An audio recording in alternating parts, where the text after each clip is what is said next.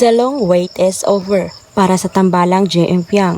JM Ibarra at Piang Smith tampok sa kanilang kauna-unahang music video ng kantang Wherever You Are na siyang kanta mismo ng isang Asia songbird na si Regine Velasquez.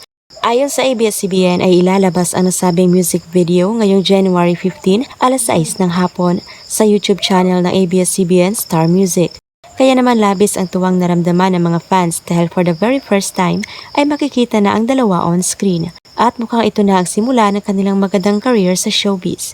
Narito ang komento ng kanilang mga tagahanga.